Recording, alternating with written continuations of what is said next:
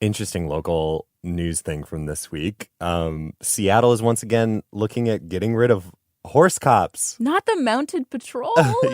Yeah, budgets are tight. And during a hearing, the city council member from West Seattle read their names out loud like it was like an in memoriam segment. It was weird. And he forgot one. McLovin. They're not like killing McLovin or the other horses, right? No, they're going to be okay. No. And just to be clear, the cops themselves are just being reassigned.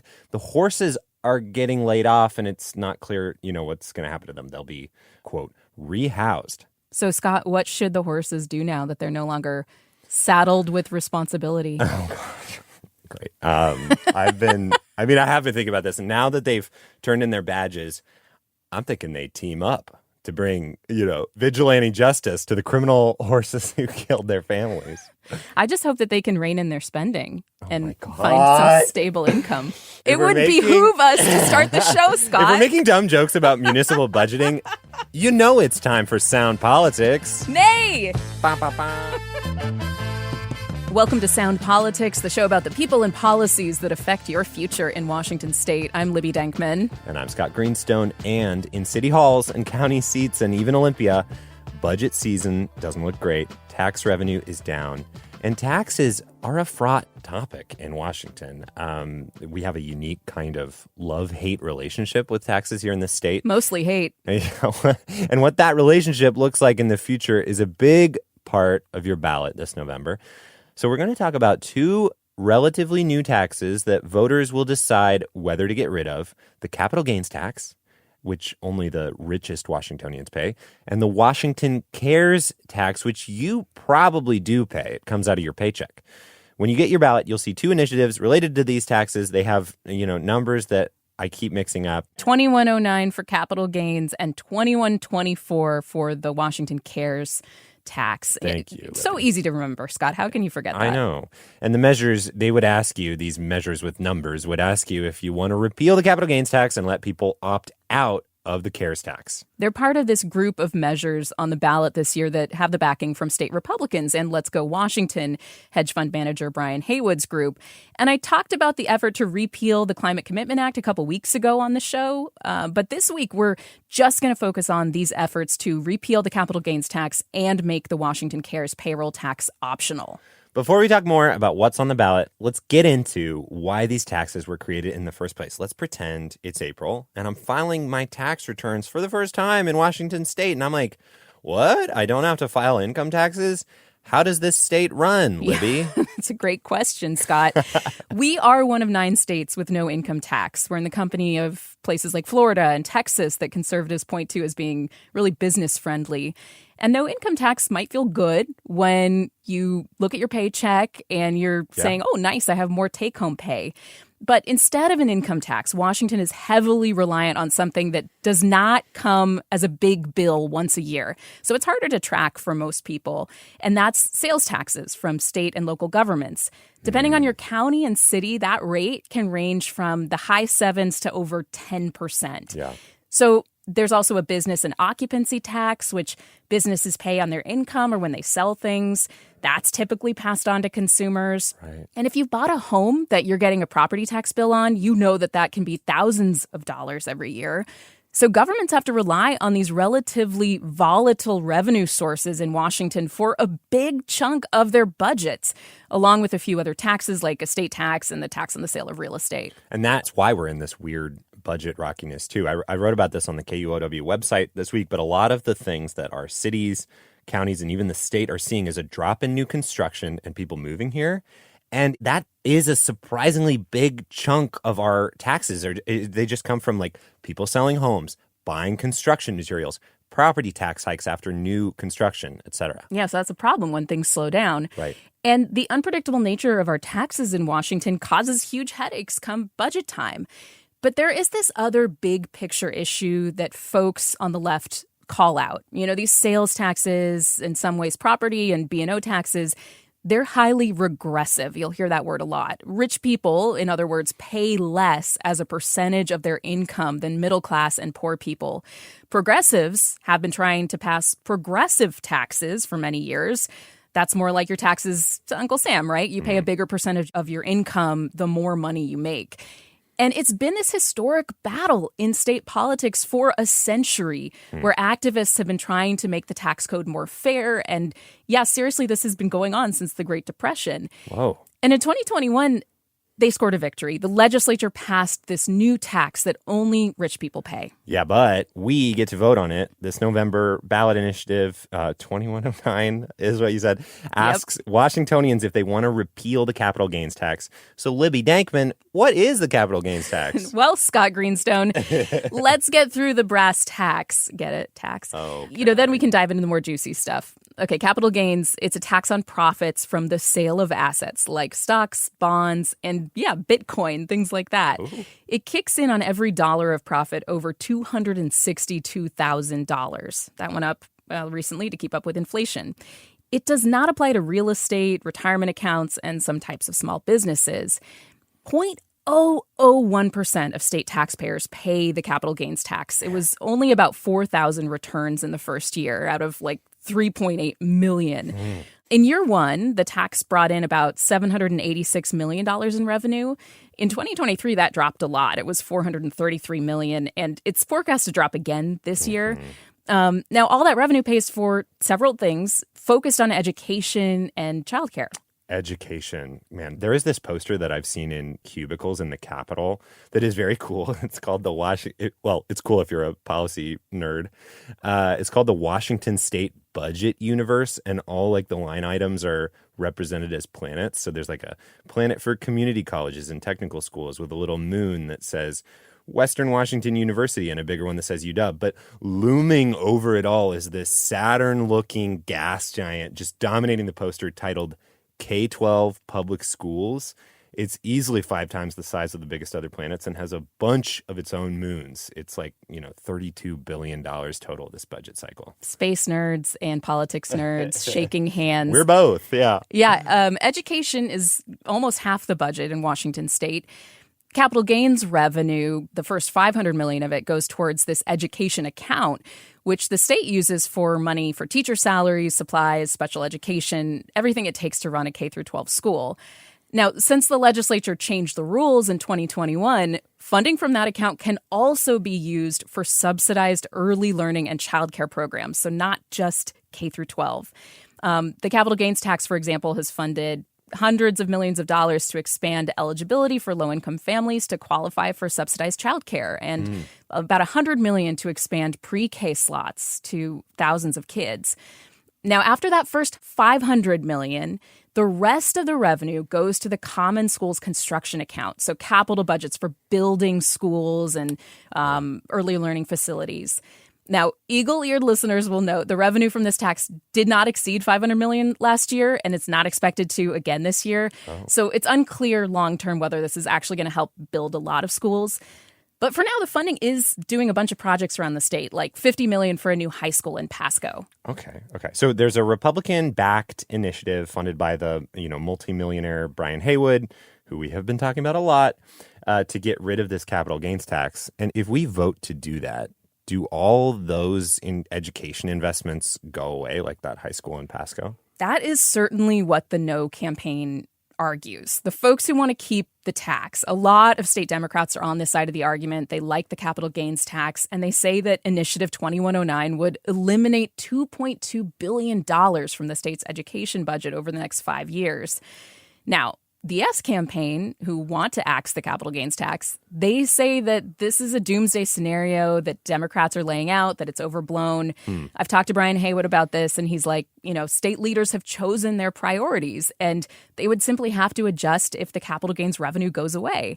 He's also convinced that the issue with childcare in the state is an issue of overregulation. And if you remove that burden from everyday people, from families, there would be a lot more neighborhood childcare daycares opening. And so these childcare subsidies to him are not necessary. Democrats who want to keep the capital gains tax say this is going to gut education funding at a time when districts are struggling, right? We talked about budget season. It's rough right now. And beyond K through 12, those childcare subsidies and pre-K slots, they argue they would go away. This is reminding me of the argument that these same folks, right, on one hand, Brian Haywood, and on the other, the Democratic legislature, have had over the transportation budget and what happens if the Climate Commitment Act, auction revenue goes away. Haywood says the state's budget is bloated and they need to prioritize. Democrats say this will end important programs. Yeah, it's so similar, right? And we talked about volatility, too, at the start of this. That is certainly a problem here with the capital gains tax. You see how the revenue dropped off a ton in year 2. I mean, it's like, is education funding now subject to the stock market? It doesn't seem like a great plan. Okay, speaking of stonks, I often hear the argument like rich people are going to flee the state, right? So if this stays, that rich people are going to flee. Like Jeff Bezos moved to Florida after this tax passed, and then he sold a bunch of stock there, and he didn't pay taxes on it. But did he really do that because of Washington State's capital gains tax? And are other mega wealthy people also likely to do this? It depends on what research you want to listen to, Scott. I've heard a lot from both sides. There's research to bolster the idea that this tax is going to drive rich people out. There's research to bolster the idea that no, rich people don't make decisions like that. There's also rich people on both sides of the campaign giving statements saying, we like the tax, we don't like the tax. Boiling it down, it does appear that millionaires do not move as much as middle and lower income people, as normies. But states with lower taxes do see an increase in wealthy residents. It sure feels right, in your gut that if you see your taxes going up and you have a lot of money, you might get frustrated and start to look elsewhere. But other researchers will say, no, people don't make decisions that way. They make decisions based on their family, their jobs, things like that. It's a factor. It's just not the main factor always, right? Mm-hmm. There's not that many options if you want to go somewhere without a state capital gains tax. Yeah, there's just 8 states, and a lot of those overlap with the ones without an income tax. Alaska, Florida, Texas, places like that. Before we move on, there's an argument from the Yes campaign that you'll see on yard signs that this is a backdoor income tax. Yep. Remember, these are the people who want to get rid of the capital gains tax. They call it an income tax in disguise. Here in Washington, judges have said income taxes are not allowed under the state's constitution, and doubly not allowed after the legislature passed an anti-income tax initiative into law earlier this year, which the Democrats supported.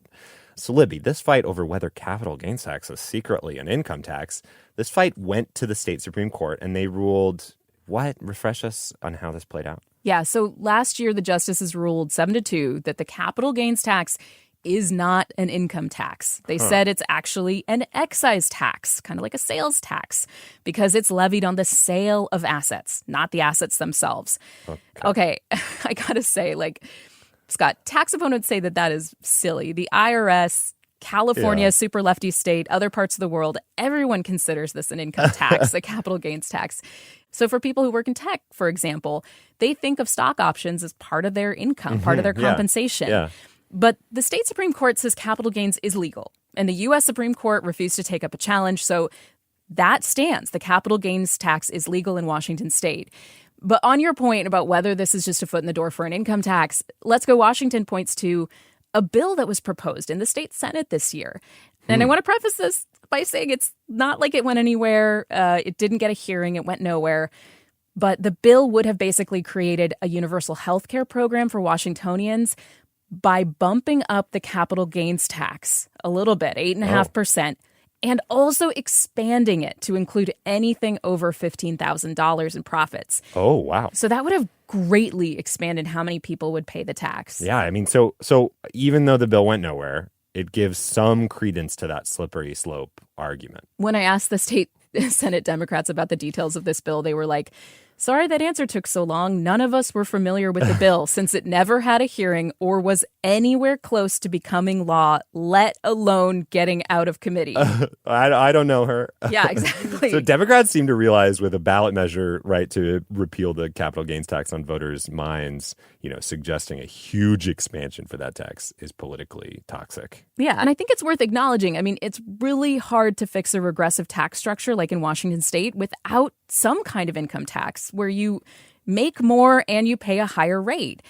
Even Republican Governor Dan Evans came to this conclusion in the 1970s. So Democrats can say the capital gains tax is not an income tax. The court backed them up on that. But it's clearly part of this long effort to bring more fairness to the tax code. And it's gone hand in hand with many, many attempts at pushing an income tax or a wealth tax over the years in the state. Yeah, totally. Okay, shifting gears a bit, I want to quickly talk about this other tax on the ballot because this is one that most of our listeners probably do pay, at least if you work here in the state or get a paycheck. And this one is more fair in the sense that everyone pays the same. It's the Washington CARES tax. That's a little over 0.5% of your earnings every year. So say you make $85,000 a year, you pay almost $500 a year. And of all the Republican-backed repeal efforts on your ballot in November, including that measure we were just talking about to get rid of the capital gains tax, I think this one is actually the most likely to maybe go through, the one that would target Washington CARES. Every poll I've seen has the largest chunk of people voting yes, which would make paying in optional. Although based on the latest poll I've seen, obviously big chunks of the electorate have yet to decide. I think it's important to talk about because it involves something people do not like talking about: getting old and dying. It's awful. Yeah. So the U.S. population is older today than it's ever been. And until you need it, most people don't think about long-term care, like nursing homes, in-home caregiving. It's not something any of us really like to think about. We hope that we won't need it. So a lot of people are realizing now that Medicare does not pay for long-term care like that. Yeah, long-term care is super expensive. I mean, estimates from AARP or Kaiser Family Foundation say that frequent visits from a paid caregiver can be over $5,000 a month. Nursing homes charge around $100,000 a year. Most people do not have insurance that covers that. It's really expensive, and the quality of it is questionable right now. So Washington is the first state in the nation that has tried this long-term care insurance. One of the criticisms I've heard from voters is the benefit that you get from it is $36,500. The way I remember it is it's $100 a day for 1 year. And that seems... And that's it. I mean, not per year. That's it. That's right. Flat. Yeah, $100 a day for 1 year, and then it's gone. That seems like a good value if you're only paying $500 a year, like I mentioned before, or, a little more than that, like the average Washingtonian probably will. But $36,500 does not go very far when we're talking about long-term care. Like you said, nursing homes and caregivers are so expensive. And here's why the pitch against it seems so effective.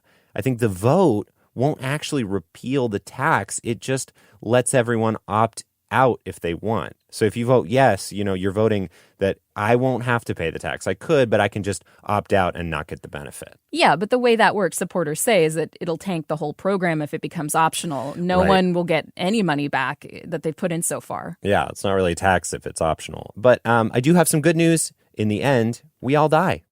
Thanks, Scott. I do want to put these tax questions on our ballots in context. To recap, we're looking at the possible axing of the Washington CARES program and the repeal of the state's capital gains tax. And when you step back and look at state history, even recent history, it seems like Washington voters and lawmakers do not like income taxes. Go back just 14 years to 2010. Bill Gates' dad tried to get a tax on the wealthy passed statewide. And you'd think that one would have actually been more likely to pass than this one, because while it would have raised taxes on people who make more than $200K a year, it would have lowered everyone's property taxes. Like, talk about balancing. Yeah, but it went down hard. It totally failed. Almost 2/3 of voters said no. And I know things have changed since 2010. That was before Occupy Wall Street, the tech boom, and billionaires who got richer during the pandemic. The national mood is a lot different now, but I guess we'll see if it's actually different here in Washington with this tax. Yeah. I think we've always had these competing libertarian and progressive impulses in Washington state. But I got to say, Scott, I mean, it hasn't always been the case that Washington voters are against an income tax. The courts sure have been. I mentioned at the top that this fight over the state income tax dates back to the 1930s. Yeah. And back then, the pro-income tax political force pushing for the state income tax was actually a group we can't even imagine doing this today. It was farmers. So farmers pulled in labor unions to try to get the state to stop relying so heavily on property taxes. And in 1932, voters overwhelmingly passed an initiative to create a graduated state income tax in this state. It was the same year FDR was first elected. But it was overturned by the state Supreme Court narrowly. It was just a 5-4 ruling. And the reasoning drew on language in the state constitution, which says property must be uniformly taxed. And if income is property, you can't tax property at different rates, like under a graduated income tax. This ruling was a huge defeat, and progressive tax efforts have never really gotten close to bringing anything like it back. maybe until now? ?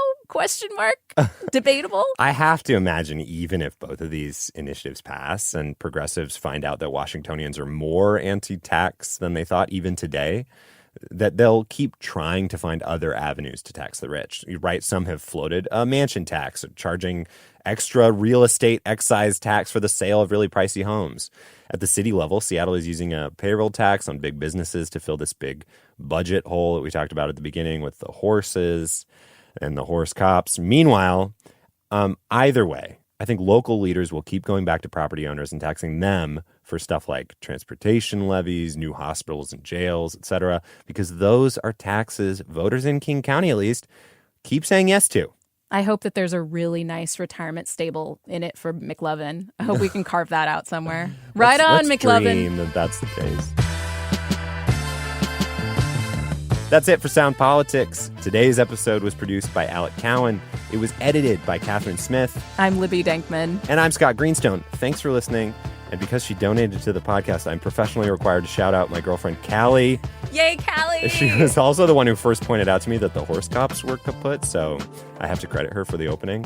Honestly, most of my good ideas. Yeah, let's be honest. It all comes from her. Yeah. If you want to join her in donating, a very good idea, in my opinion, please go to the link in the show notes or KUOW.org/politics. KUOW.org/politics. Donating there tells us and the station that you really care about this podcast. And we want to know your thoughts on the pod so far. Share your feedback or questions at soundpolitics@KUOW.org or leave us a good old-fashioned voicemail at 206-221-0511. Giddy up, everybody!